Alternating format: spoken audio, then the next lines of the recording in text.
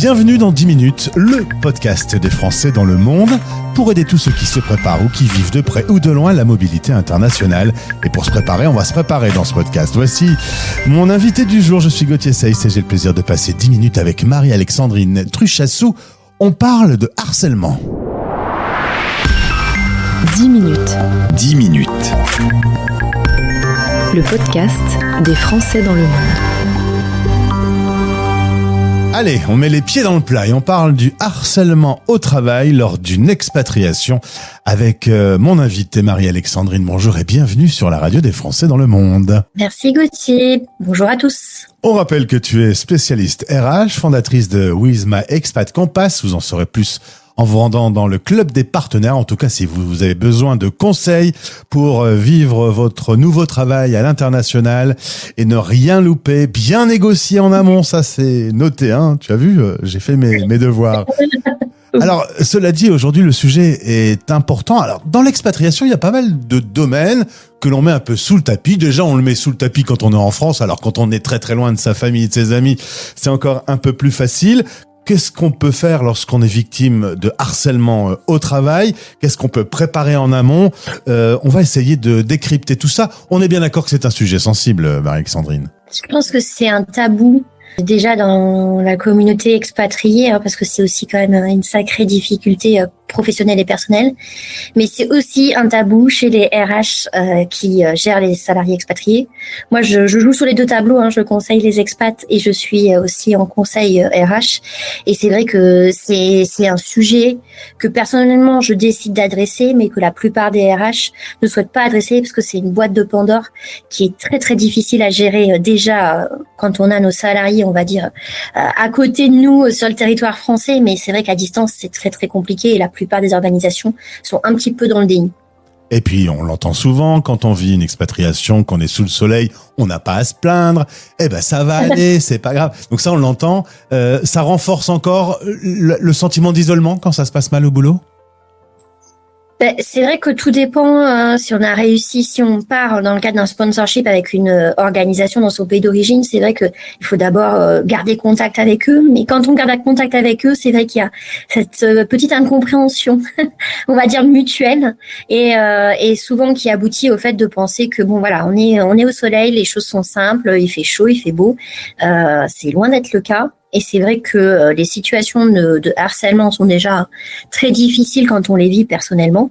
Mais quand on rajoute le prisme de la distance avec l'expatriation, le prisme des différences interculturelles, des fois aussi on va dire des enjeux politiques qu'on maîtrise pas forcément, surtout quand on vient d'arriver dans une nouvelle organisation, tout ça, ça crée quand même une certaine difficulté additionnelle à une situation qui est déjà naturellement très difficile à gérer et à traverser. Si tu m'autorises, on va commencer avec un double exemple qui vient de chez toi.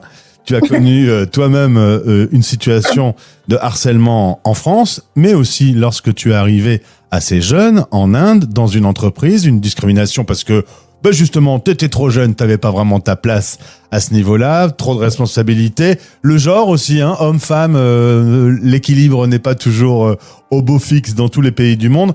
Alors c'est en effet assez lié souvent à la culture du pays où on se retrouve. Est-ce que tu peux me parler un peu de cette double mauvaise expérience ? Alors c'est vrai que moi j'étais confrontée un peu au harcèlement assez tôt dans ma carrière, on va dire. Alors au début c'était plus assez subtil, plus peut-être du management toxique que du harcèlement stricto sensu, mais c'est vrai que ensuite, à un moment donné, malheureusement, la récurrence des actions de management toxique ont abouti à du harcèlement. Et c'est vrai que pour moi, en début de carrière et en plus en tant que RH, c'était quelque chose de très très difficile à adresser au sein de l'organisation. Et en fait, concrètement, j'ai préféré partir, d'autant plus que je n'arrivais pas à avoir le soutien au sein de mon organisation pour avoir la reconnaissance de cette situation. C'est a posteriori que j'ai compris, suite au retour d'autres personnes, que cette personne-là avait fait du harcèlement auprès d'autres personnes et donc que je n'étais nullement, en fait, j'étais arrivée à un moment donné à me convaincre que j'étais la source du problème, alors qu'en fait, quand on subit du harcèlement, c'est généralement pas le cas. Parler de subtilité pour mon harcèlement en Inde, ça n'a pas été quelque chose de très direct, à part effectivement l'événement juste suite à mon arrivée, dans la première semaine suite à mon arrivée en Inde. Déjà, mon arrivée n'avait pas été bien communiquée par mes employeurs qui étaient basés en France, et donc en fait, je pense que les équipes locales ne comprenaient pas trop l'objectif de ma venue. Et j'avais un collègue qui était plus âgé que moi, mais avec un positionnement inférieur, et ça a dû créer certaines difficultés. Déjà, ce qui s'est passé, c'est que ça semblait anormal pour eux que aussi jeune, en étant une femme, je sois au board de la société indienne. Donc, on a changé les règles dernière minute pour que je ne sois plus éligible. Non. Et après, il y a eu tout un tas d'actions sur toute la durée de mon expatriation qui, au fur et à mesure, m'ont bien fait comprendre que je n'étais pas la bienvenue et qu'on souhaitait mon départ le plus rapidement possible. Et ça a été jusqu'à, on va dire, essayer de me décrédibiliser sur ma performance professionnelle.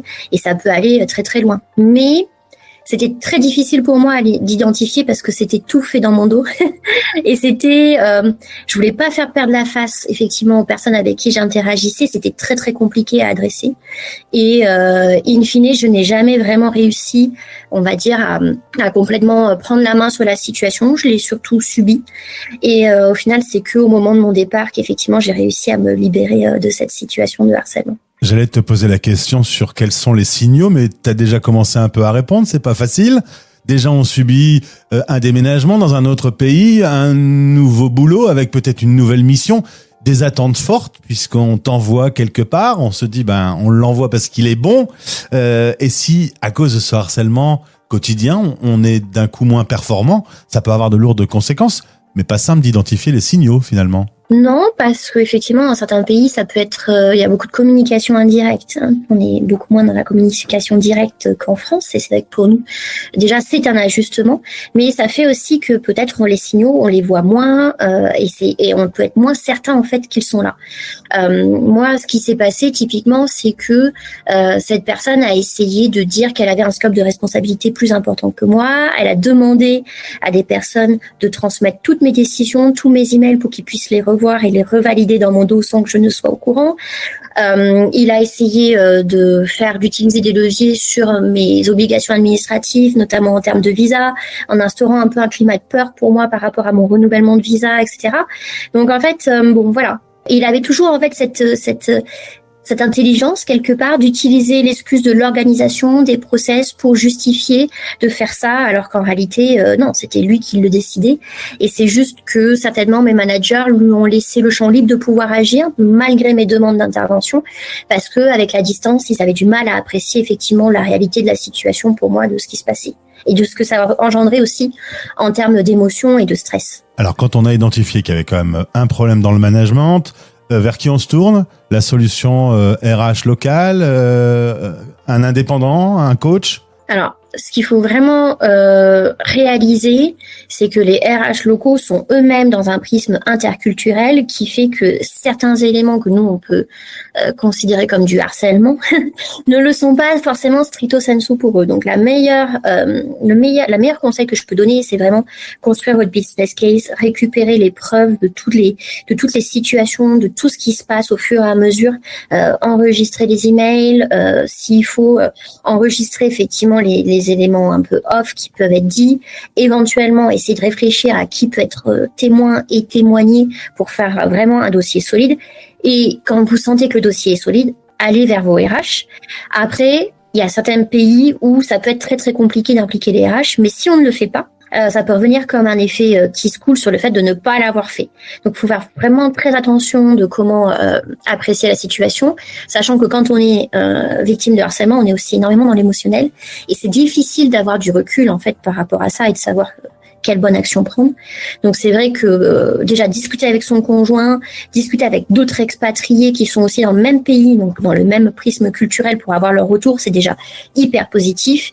Et puis oui, si vous le pouvez, faites-vous accompagner par quelqu'un qui peut vous aider à définir la meilleure stratégie, mais aussi anticiper, parce que la plupart des situations de harcèlement ne sont pas forcément récupérables.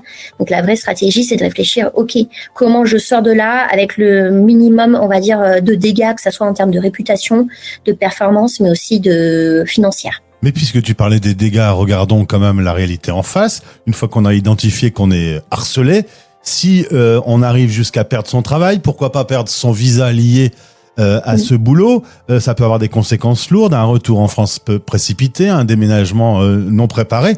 On peut ne pas y couper finalement. Oui, en fait, il y a tout un tas de conséquences à anticiper. Et puis souvent, que ça soit en contrat d'expat ou contrat local, on va dire les clauses relatives à la fin de contrat sont pas forcément hyper claires. Et c'est vrai que quand on déménage pour revenir dans son pays d'origine, on a quand même beaucoup de coûts. Surtout si c'était pas forcément quelque chose de prévu à la base et que c'est un peu à la dernière minute. Donc, il faut anticiper et idéalement faire en sorte de négocier votre départ. Et effectivement, négocier dans les meilleures conditions pour qu'il n'y ait pas d'impact financier. Après, il faut aussi s'assurer de tout mettre, on va dire, d'équerre et d'avoir des engagements pour les éventuelles étapes logistiques qui peuvent avoir lieu après votre départ. Par exemple, moi, dans mon cas, pour l'Inde, je devais faire mon retrait de fonds de pension. Bizarrement, mon dossier n'a pas été déposé correctement. Je me suis toujours posé la question si c'était pas un dernier petit cadeau qu'on m'avait fait avant mon départ. Alors on va quand même, Marie, rester optimiste et rappeler qu'il y a des solutions qui sont d'ailleurs plutôt souvent en amont. Se préparer à l'interculturel. Il faut le savoir que dans certains endroits dans le monde, au travail, ça ne fonctionne pas tout à fait de la même façon. Il faut peut-être se dire aussi qu'on n'est pas prêt pour aller dans certains pays. Oui, je pense que c'est une vraie question à se poser. Il faut faire un vrai point par rapport à ses propres valeurs.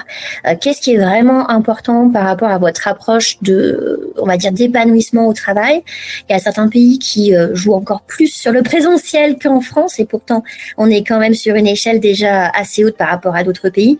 Mais typiquement, si le présentiel français vous pèse déjà, aller en Corée du Sud ou au Japon, ça ne fait pas forcément sens. Il faut cibler un pays où effectivement les conditions de travail, les horaires de travail sont peut-être avec un équilibre vie pro, vie perso plus adéquat. Donc c'est vrai qu'il y a des vraies réflexions à se poser, on va dire en amont. Et même si des fois sur le papier une opportunité à l'étranger est toujours top, il faut aussi vraiment se poser la question de l'adéquation du pays avec effectivement votre capacité à vous adapter et aussi à vous épanouir. Et puis le français quand même une grande gueule. Lorsqu'il arrive en Amérique du Nord et que le non-verbal, on se dit pas non, on refuse rien, etc., t'arrives sur ton chemin, ça peut être un peu déstabilisant. Encore une fois, le mieux c'est d'être bien préparé. Le mieux, c'est d'être bien préparé. Puis c'est vrai aussi peut-être, on se met beaucoup la pression au début d'expat pour performer, pour laisser une trace, voilà. Je pense qu'il faut aussi accepter d'être en phase d'observation. On doit s'ajuster à un nouvel environnement.